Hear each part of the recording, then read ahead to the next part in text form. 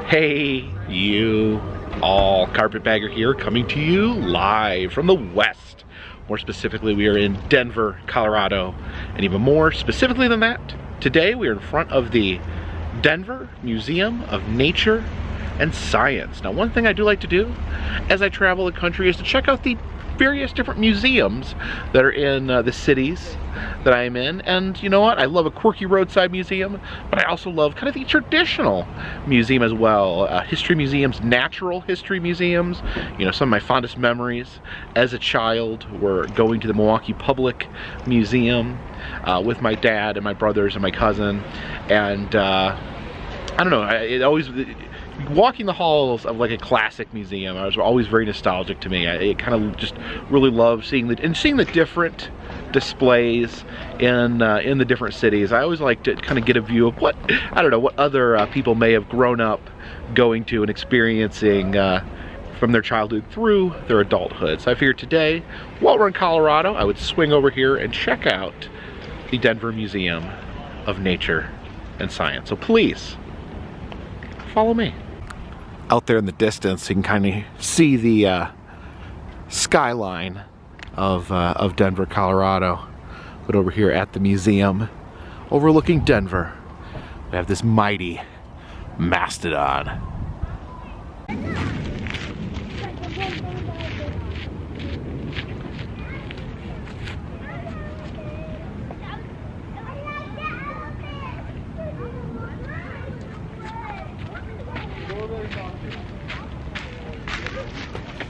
Up here in the top level parking lot. As I look down into the parking garage, you see there's actually some parking garage dinos down there. Yeah, over here we have some sort of massive sauropod peeking up from the garage. Watch out, there's a sneaky little meat eater down there as well. Alright, looking at the temporary exhibits. It says find your wild color. Actually, I can read down there, it says was created by the Field Museum in Chicago. I actually saw that while at the Field Museum in Chicago. Looks also a temporary exhibit on orcas. So yeah, this should be fun. Let's head inside.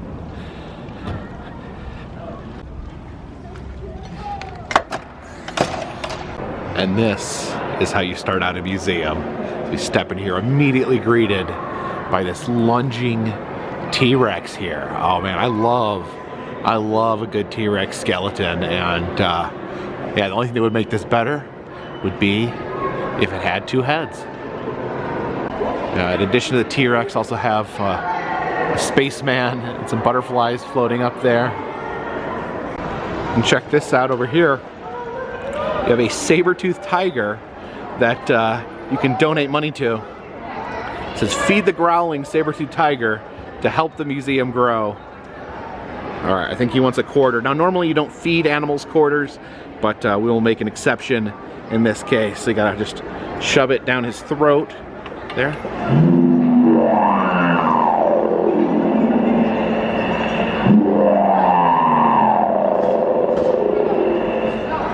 That was amazing. And while we're throwing around some cash, figure we get us a pressed penny souvenir. They have some good options here. That T-Rex is really cool. You can get a space-themed penny. It's a mummy there. That's really cool. And then I don't know, maybe the mammoth, or the mastodon, because we saw the mastodon outside. I don't know. I think I'm gonna go with the T-Rex. I really like that one. This is a provide your own penny. I got an extra shiny one. There's been some debate in the comments about whether the shiny ones or the yucky ones are better. Some people say the yucky ones make a better pressing. But okay, we gotta line this up here before we put our money in. You always gotta remember, you gotta line this up first before you push it in. Otherwise you'll be stuck with whatever penny was last used. Alright, there's the T-Rex. There's the money. And there's the crushing. There we go.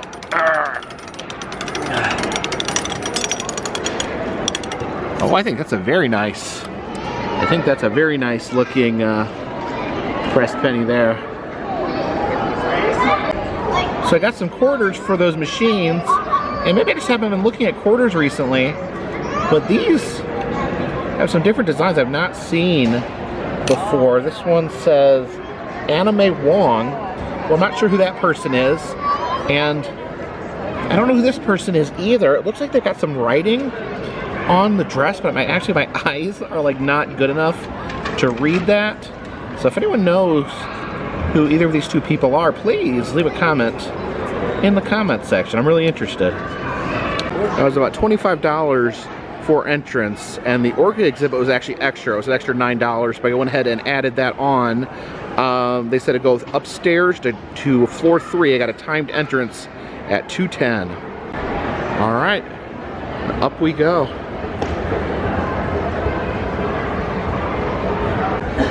Yeah, we're gonna start all the way here at the top.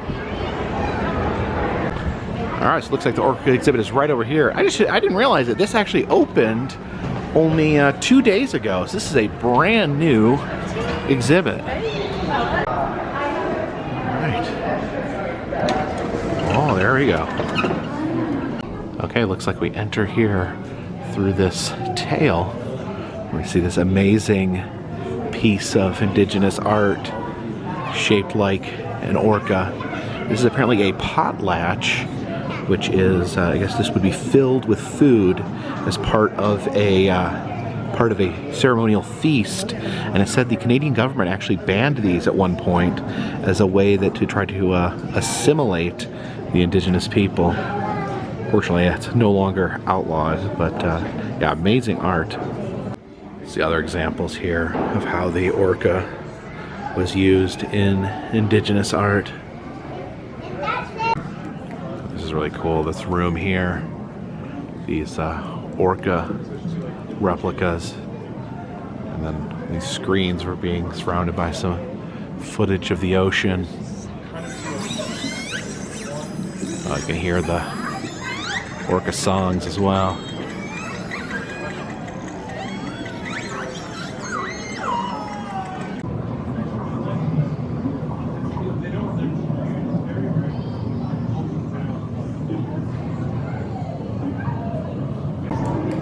See the replica of the orca skeleton there. Looks like it's actually carved out of wood, which is interesting. There's a replica of an orca skull. Yeah, you can see those teeth there. They're not playing. This is actually an orca mask here. You can see how it would be worn in that picture. Someone would be like underneath it and performing a dance. See the orcas there on the tapestry. Various orca fin hats there. Here we have the wetsuits and training equipment for the orca trainers at the Vancouver Aquarium. I guess we got a tool to train whales with, although it looks like kind of like a giant Q-tip. You can see how the orcas are to pop up in pop culture here. The orca was the mascot here for the 1994 Commonwealth Games in Victoria. And then up there, believe it or not, yes, a souvenir plate from Marineland. And again, I've been to Marineland, and it is possibly, the Niagara Falls, Canada Marineland, possibly the strangest theme park in existence. You can see a bear riding a bicycle there on the very top. A stuffed plushie orca there. There's some canned orca, little plushie in the can. I'm glad that it's not just that it's not just canned orca meat. I don't think that would be ethical. Yeah, honestly surprised how well Marineland is represented here at the orca exhibit. See the Vancouver hockey jersey there with the orca mascot. Some more Marineland stuff there. The button, the patch, Marineland spoon, and this is like a record where a guy plays flute music to an orca. It's a 1966 movie called Namu, Namu, the killer whale there. I don't think I've ever seen Namu. Has anyone out there actually watched Namu? Leave a comment in the comment section. Namu, my best friend. We saw the Marineland souvenirs. Here's some SeaWorld souvenirs here. That's a muffin. Is that a muffin pan? A SeaWorld muffin pan? There's the SeaWorld, the board game. I don't think I've ever seen this before. That looks like a lot of fun. And yeah, your Baby Shamu commemorative t-shirt. This is, I guess, first birthday of Baby Shamu. See the Shamu hat there with the propeller on it. Now, I do not believe, I think SeaWorld no longer uses the Shamu name. I guess they wanted to move on from that era. And there's the SeaWorld Shamu family playset. Shamu. I remember when I went to Florida for the first time when I was in first grade, like, Shamu was a big deal. Like, it was like meeting a celebrity. Here's some horror movies featuring orcas. Orca, the killer whale. This is called La Orca Assassina. And Jaws of Death. There's Free Willy, which is probably my brother Dan's favorite movie of all time. Oh man, I didn't even know that there was more than one. There's the classic Free Willy there, Free Willy 2, The Adventure Home, and Free Willy 3, The Rescue. There's a poster for Blackfish. Definitely remember that. Made a huge impact when that came out. There's the Whales That Changed the World section. Almost a Hall of Fame of captive orcas. Now, I didn't know this story at all. Moby Doll, the first captive orca, apparently they were trying to kill it. They had sent someone out to kill a whale they thought was dangerous, ended up failing at killing it, and they ended up keeping it in captivity in Vancouver. And it's kind of led to orcas being seen in aquariums and theme parks. Very interesting. This was in 1960s. Nemu, Skana, and the original Shamu. So Shamu was used as a stage name, and apparently there was an original whale that was actually named Shamu. Apparently in 1960s was the first whale that was captured on purpose for the purpose of being displayed to the public. Here is Kiko, who played Free Willy.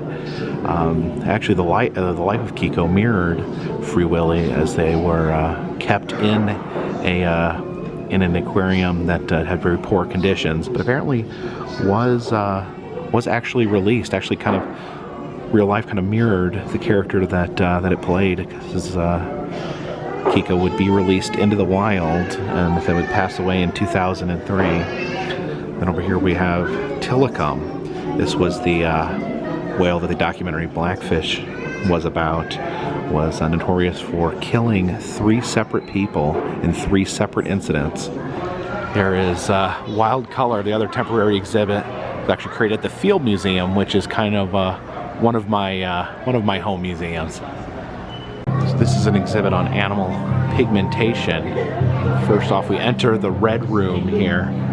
See some red animals, the red fox, the red squirrel, and the red river hog.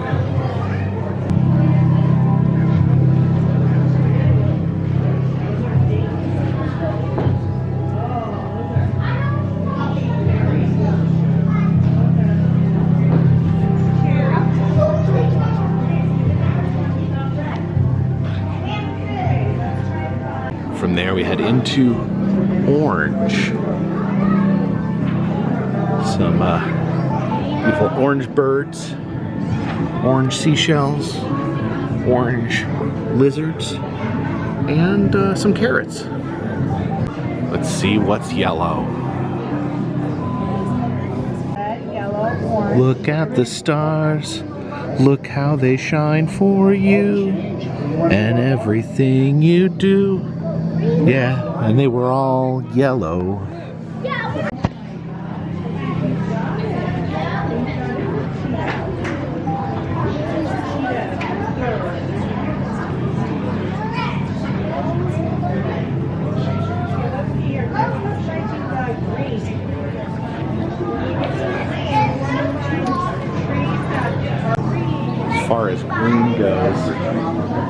got snakes, lizards, moths, beetles.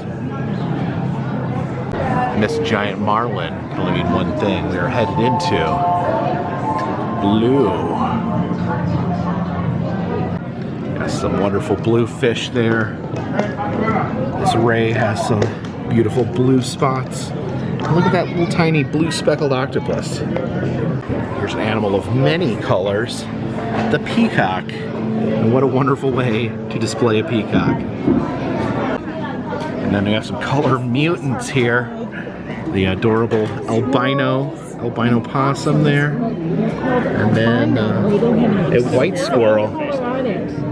Now, one question I always ask myself when entering a museum: do they have mummies? And yes they do. Here's some animal mummies. We've got a vulture mummified in there. And look at that little teeny tiny baby crocodile mummy. But here is a human mummy. You can see the sarcophagus open there, preserved in its original sarcophagus. But look at the face of that mummy. I don't know if you look closely, you can see actually the face poking out from the bandages. You can actually see the mummy's teeth. Now, I don't know if this is the first time that I've seen mummy teeth before, but I feel like it's not something you see all the time. There's a 2,900-year-old mummy. See, this one's wrapped a little tighter. You can't see his teeth. Yeah, from up here on the third floor, you can look down and see the giant plesiosaur, aka the Loch Ness Monster, gobbling up some fish. And yes, from mummies, let's go straight into dinosaurs. I like this mural here, the explosion of life. You can see all the different creatures and life forms coming forth from a giant explosion. Not sure how it worked, but I like the thought. Little exhibit here on bones, teeth, shells, and wood. You can see how humans do things that animals do. Like an animal might use their mouth to break bones, but humans like to use a wrench. Snails maybe store nutrients in their shells, but we just take a bunch of vitamins. A lobster has a natural armor, but for us to get armor, we have to put on a Denver Broncos football helmet. Some early life here. Nothing too exciting, just a few little jellyfish and other non-brained animals. And here we finally get some creepy squids to show up. And here's how evolution works. See the different colors of moths there coming together to form a new type of moth. But you see, natural selection occurs as the birds eat the white-colored moths, leaving the tree-colored moths alone, causing there to be more tree-colored moths than white-colored moths. And here's a live evolution counter. This is how many generations of bacteria we've had since 8 o'clock this morning. 3 generations. So the bacteria around right now has a grandpa. Okay, here we are. All right, and this is pretty cool. We have the dinosaur display there where these 2 bony-headed dinosaurs are having a high-velocity headbutt battle. And in the creek, we have a dead Triceratops skull with a little turtle on it. You see the real running water there. Oh, it's getting dark. It's getting a little spooky in here. As we look along the forest floor there, we see a early mammal, a little marsupial possum-like creature. See kind of a deconstructed dinosaur there. Look in and kind of see those little muscles and bones. And here come the skeletons. You can see the flesh eater there, getting ready to tear apart this poor Stegosaurus. And I not only feel bad for the Stegosaurus because he's being eaten by a larger predator, but also because apparently his brain is only this big. This is his brain. That's a walnut. That's his brain. Stegosaurus, not a bright guy. Nice guy, just not so bright. From the tip of the tail there, see the incredibly long Diplodocus here.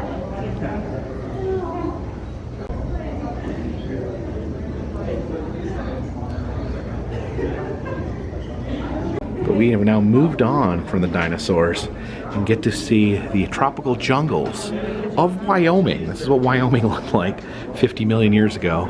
Lush trees, full of monkeys, much different than the modern day Wyoming.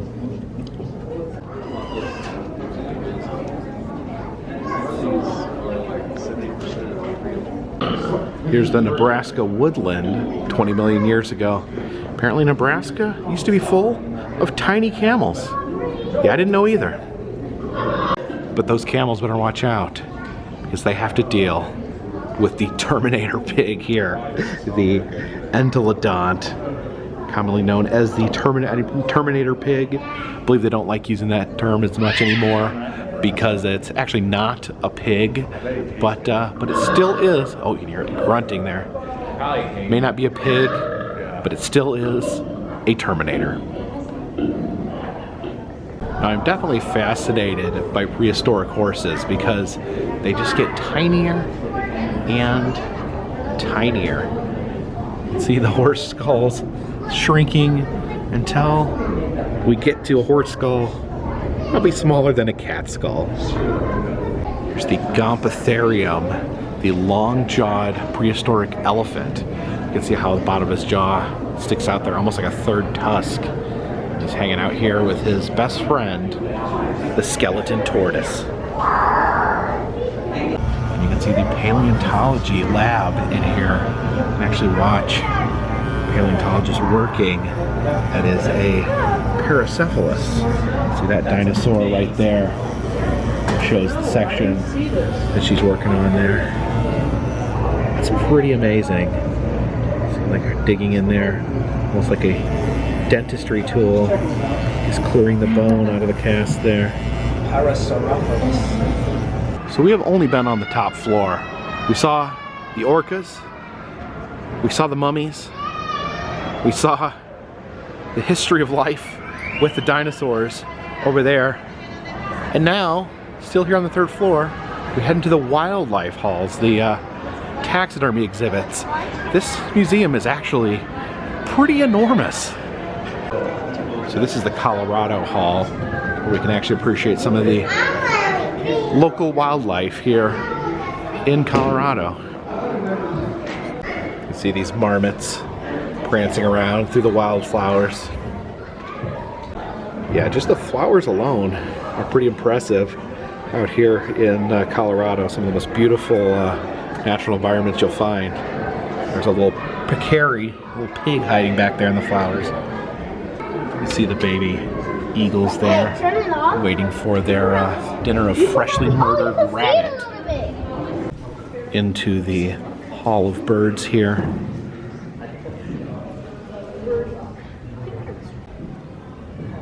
Check out these condors here, the California condors. I'm fascinated by them. There was at one point there was only 30 left in the wild, and said in 2019 there was 300 in the wild. So a very rare case of something good getting very, very close to being extinct and being able to come back. Almost unheard of. This is the Galapagos Islands here, the famed Galapagos tortoise. And then look over here on the rocks, absolutely crawling with crabs and iguanas. There's a little nook back here. Apparently normally you could take the elevator up to the bonus 4th floor and have a view of the city of Denver. Unfortunately the 4th floor is closed today. I don't know, maybe it's the weather. but a pretty beautiful view of Denver from this window. Yeah, look at that skyline there.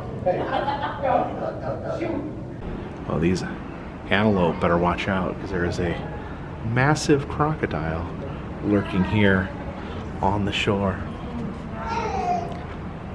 Yeah, I think it's often that people comment about my love of taxidermy, and it really came from going to museums like this.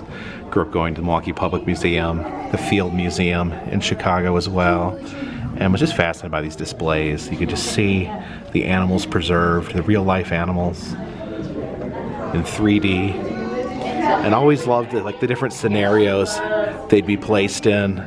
Like you'd always have the prey animals running from the predators, and these these situations created in the diorama. Would just be so fascinated. Just, it's probably the one way you could actually see some of these animals, other than, trying to go find them in the wild. But, very rarely would you just stumble across like a scenario like this where a cheetah is chasing antelopes in the wild. Yeah, and you can take a close look at some of the vicious predators here. See the lion there, and the female lions rolling around with the cubs. And they do have some pretty amazing dioramas here at the Denver Museum. Look at the size of this one. See over here, the zebras, the warthogs here, even some monkeys under this tree. Because the night belongs to predators. Now there's an Ard wolf looking down this hole, and in the hole there is an Ard vark. Now there's a lot of differences between the aardvark and the Ard wolf, but apparently they both love eating termites. Here's a scene from the Florida Keys. The big white heron flying overhead. And down there we see an alligator in an epic battle with a snake. I really love, that's why, yeah, like I said, the taxidermy exhibits where you always can see an epic battle between two animals is amazing. This is a scene from Colorado. Enjoy these beautiful bald eagles here by the river. And also in this room, for some reason, they have these strange spinning chairs.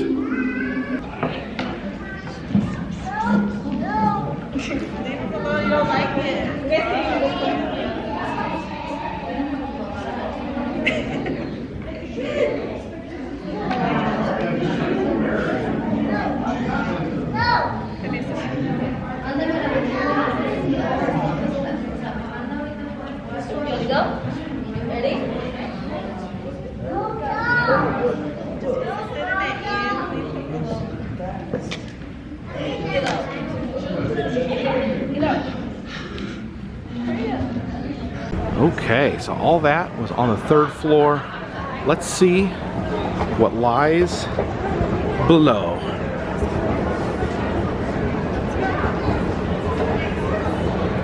Okay, actually looks like we do have more wildlife halls, more taxidermy here on the second floor. Yeah, I was wondering where some of the larger animals were. Didn't want to go to the Denver Museum without seeing a massive elk. Buffalo display is interesting. See the buffalo laying on his back there. Apparently, that's how they scratch their backs. Also some vicious Colorado bears. Looks like we got the full 3 bears there, Papa, Mama, and Baby. Some polar bears here as well. Looks like they're treating themselves to a seal there. Look at the size of these massive sea lions here. And over here, some massive walruses. I do appreciate the overabundance of bears they have here. See these black bears here squaring off against this grizzly bear. The ultimate showdown, bear versus bear. Is it possible for something to be horrifying, violent, and adorable at the same time? See some bighorn sheep. Seen a handful of these walking along the highway in the mountains here in Colorado. Oh, look at this sheep over here, has an ear tag. Oh yeah, in this gallery, see with the caribou there, they actually have some rocking chairs set up so you can park your chair and just rock and enjoy the taxidermy scene.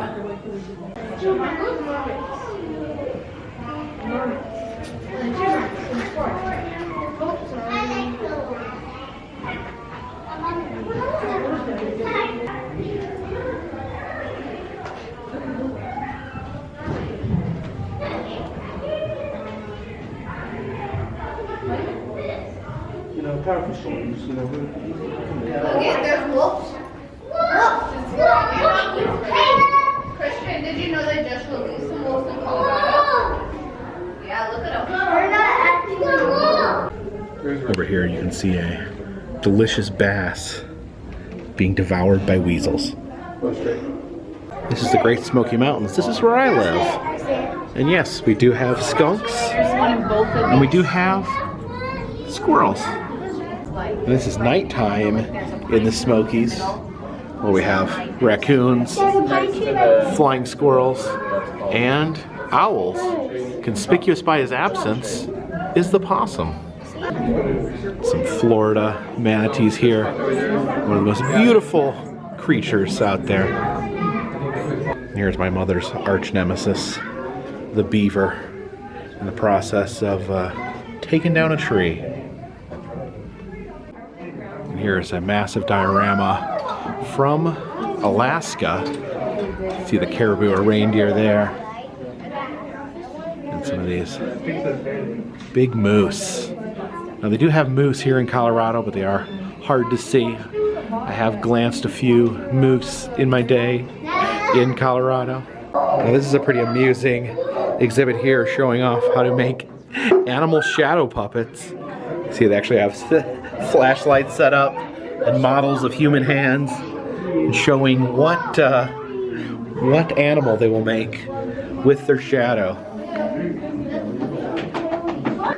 And here we can try and make some of our own here. Put my hand up there. Rawr, rawr, rawr. That's a T-Rex there. Can we give him an eyeball? How do you do the eyeball?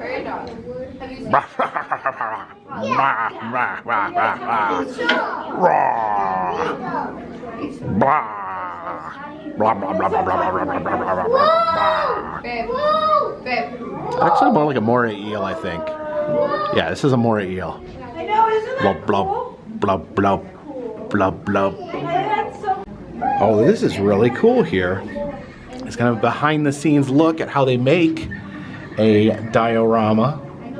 It shows how a beaver is constructed. You can see the skeleton up there, where they make the clay model using the skeleton, and then make a plaster mold, make a lightweight cast, and then cover it up with the beaver's fur, and you've got yourself a beaver. Oh my God! So it shows how the plants are meticulously created. It's pretty amazing just to think the level of work that goes into making just one of these dioramas. See them painting the tree there. Little menagerie of different animals and animal parts. See the centerpiece there, that big moose. And a hammerhead shark there on the wall. Now over here is a closed area. It says closed for maintenance, but down there you can see that is their Native American exhibit. That is closed. The museum made their own decision to shut it down because they themselves, I guess, felt it was not culturally sensitive. And I can't really speak on it. I've never been through it, so I don't know exactly what they're referring to. But yeah, they voluntarily decided to shut it down. You know, hopefully they will maybe do some retooling and open it up again at some point. This museum here, almost an unbelievably expansive collection of taxidermy there. There's the 2 floors of taxidermy. But I guess that next up we're heading into the health section. This is Expedition Health. Here's an interesting exhibit on your urinary tract, which is actually relevant to Denver and the high elevation areas in Colorado. You can see this is how much urine you produce in Denver. However, if you go up 12,000 feet, Denver's at 5,280 feet. If you travel to a 12,000 feet elevation, you're going to produce this much urine in 24 hours. And I definitely noticed this just being in Denver and being in the Colorado mountains. I'm constantly thirsty. My lips are constantly dry, constantly feeling dehydrated. So having to drink lots and lots of water. And you can see why, because your body expels more urine at these higher altitudes. This is interesting here as well, the fate of a granola bar. You see a granola bar here, and then you see an actual human digestive system, and it shows you what the granola bar looks like as it goes through your body. The mouth and tongue leave it chewed and moistened. The stomach, you can see it turns it into more of a bubbly slurry. You see it changes colors as it moves through your intestines and finally coming out your rectum as a turd. Oh, this is super cool here. This diorama, you see the skinless human, all his muscles showing, climbing up a rocky mountain. A skinless mountain climber there. And look who's helping him there at the top. A super spooky skeleton giving him a hand. Giving him a hand at the top of the mountain there. What a helpful skeleton. Okay, I'm kind of obsessed with this display. This is pretty amazing. You can almost hear the skeleton saying, "Come on, buddy, I gotcha."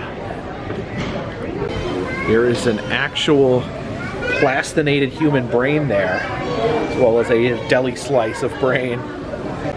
Damaged lungs here. You can see that's a healthy lung, and that is a lung from a person who smokes.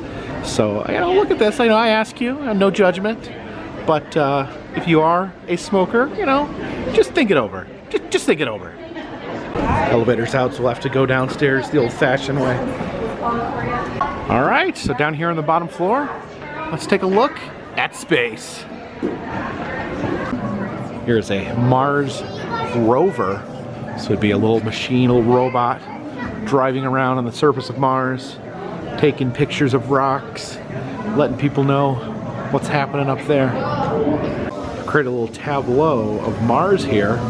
Looks like we can go into this Mars space station and take a peek out onto planet Mars. Yeah, red and lonely. You can head into this space pod here to see what living in space is like. Alright, look at this. We've got our peanut butter and jelly here. And look at that, it's actually have to Velcro it down so it doesn't go floating around in space. Some other delicious space treats in here. Get your freeze-dried crackers, your freeze-dried almonds. Oh, what's in this one? Oh, there's a can of tuna, some delicious rice pilaf. There's some items brought from Earth into space, carried by astronauts.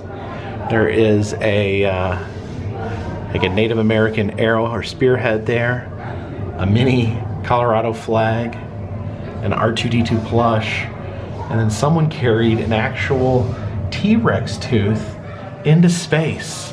Dinosaurs in space. Man, that's a movie idea right there. It's a bathroom kit, so you can brush your teeth in space. What I'm learning here is that trying to do anything in space is a huge hassle. Oh yeah, you can see floating above us. Someone's pants are floating in the air because there's no gravity. You can see the coffee droplets coming out of the coffee cup there.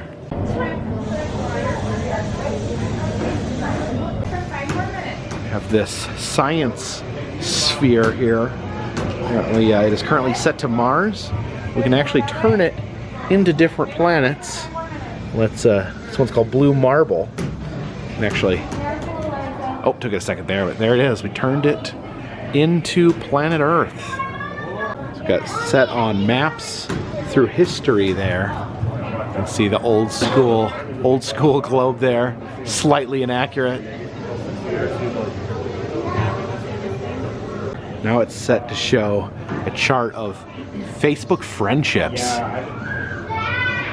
Looks like less people use Facebook out in the West. There's some space rocks. These are all different meteorites here. And we can touch this iron meteorite here. It's from Canyon Diablo in Winslow, Arizona. I've actually been to Canyon Diablo. Next up, we're going to be heading into the Fantasy Spaceship. That sounds interesting. I have no idea what this is. Do we go left or right? What is this place? Apparently this spaceship here travels the multiverse. Oh, look at me. I'm right there in the little red globule. I guess, oh, these are all different realities here. Ooh. Ooh. Oh. I don't know if there's some sort of space disco in here. Does this lever do something? Yeah, I'm not entirely sure what's even happening here.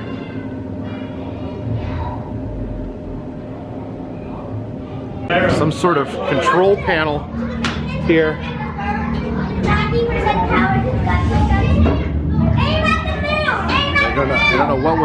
don't know what we're trying to accomplish here. So we look out into space. Apparently they've got a missile launcher there of some sort. Oh, there's the moon. So they're gonna blast. They're gonna blast the moon. Oh, we're gonna crash into the moon, I think. Oh my goodness.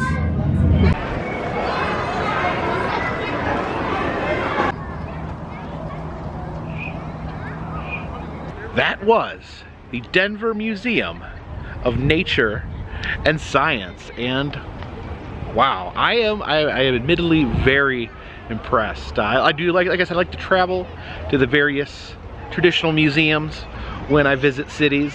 And you know, sometimes you just, you don't know what to expect. Sometimes they are, smaller little displays. But this museum here in Denver is sprawling. They pretty much hit all the major notes here. You've got the halls and halls of classic taxidermy dioramas, the classic wildlife dioramas. You've got mummies. You've got a collection of mummies. You've got dinosaurs. You've got the evolution of life. You have space. Yeah, I don't think you're missing on anything. I think there was a geology section that I ran out of time and didn't have a section to check out. So a collection of beautiful rocks and minerals as well that we were not able to show on this visit. But yeah, you couldn't ask for much more in a natural history museum than you get here at the Denver Museum of Nature and Science. So highly recommended if you're a fan of the traditional style of museum. So thank you guys for coming with me. And again, let me know what are the other museums like this, museums of natural history, history museums in various cities. Let me know which ones are worth my time, which ones I should check out as I'm traveling across the country. Of course, thank you for joining me today, and special thanks to those who follow me as I proceed on my journeys. If you would subscribe, that would help a lot. Of course, liking, sharing, all that stuff really helps out the channel, if it's not too much to ask. I travel around the country. I film roadside attractions, amusement parks, museums, haunted houses, and other fun, random stuff. If you'd like to help support the channel, consider contributing to Patreon. $3 or more, get you a postcard once a month from me to you. Also selling enamel pins in the Etsy shop, as well as doing personalized messages on Cameo. All those things help keep this train on the track. This boat in the water and this dirigible in the air. Until next time, my friends, this one's in the bag.